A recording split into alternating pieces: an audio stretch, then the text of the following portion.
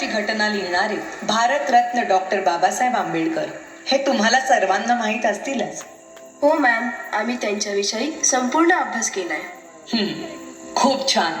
पण संपूर्ण आयुष्यभर त्यांच्या मागे खंबीरपणे उभ्या राहणाऱ्या त्यागमूर्ती म्हणजेच त्यांच्या पत्नी माता रमाबाई भीमराव आंबेडकर, आज मी तुम्हाला त्यांच्याबद्दल सांगणार आहे.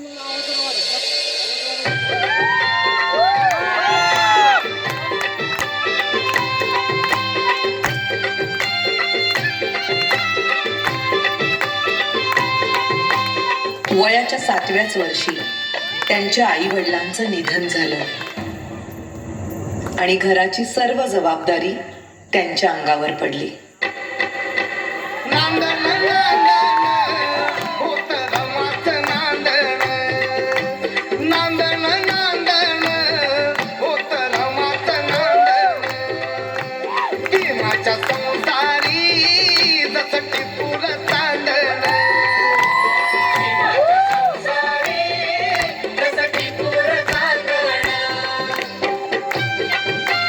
त्या काळी बालविवाह ही प्रथा प्रचलित असल्यामुळे वयाच्या 9व्याच वर्षी त्यांचा विवाह भीमराव आंबेडकर यांच्याबरोबर झाला.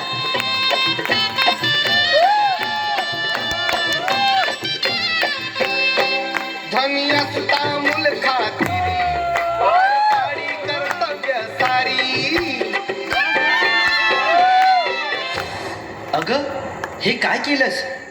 एखाद्या वेळेस तू माझी काळजी घेतली नाहीस तरी चालेल, पण या पुस्तकांची काळजी तुला घेतलीच पाहिजे. मला माफ करा. जर तू शिकली असतीस तर तुला या पुस्तकांचं मोल कळलं असतं. आणि त्यानंतर बाबासाहेब आंबेडकरांच्या सांगण्यावरून रमाबाईंनी शिक्षण घेण्यास सुरुवात केली.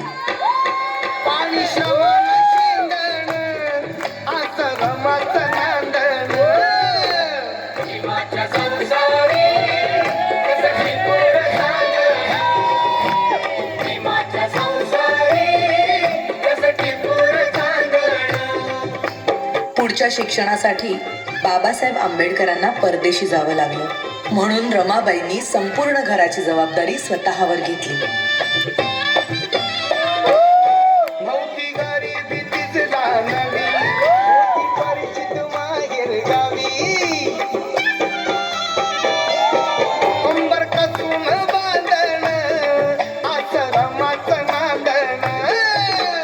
बॅरिस्टरची बायको शेण गोळा करते म्हणून लोक नावं ठेवतील या भीतीने रमाबाई रात्रीच्या काळोखात गौऱ्या थापायच्या आणि पहाट व्हायच्या आधी घरी निघून जायच्या.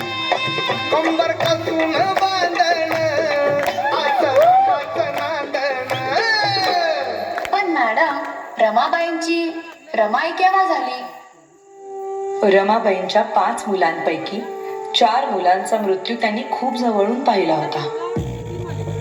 त्यानंतर लहान मुलांना उपाशी पोटी बघणं त्यांना कधीच सहन झालं नाही. अशाच एका वेळी भुकेल्या मुलांची दशा पाहुनी बांगड्या सोन्याच्या रमाईने दिल्या काढून आणि त्या दिवसानंतर सगळी मुलं रमाबाईंना रमाई बोलू लागली.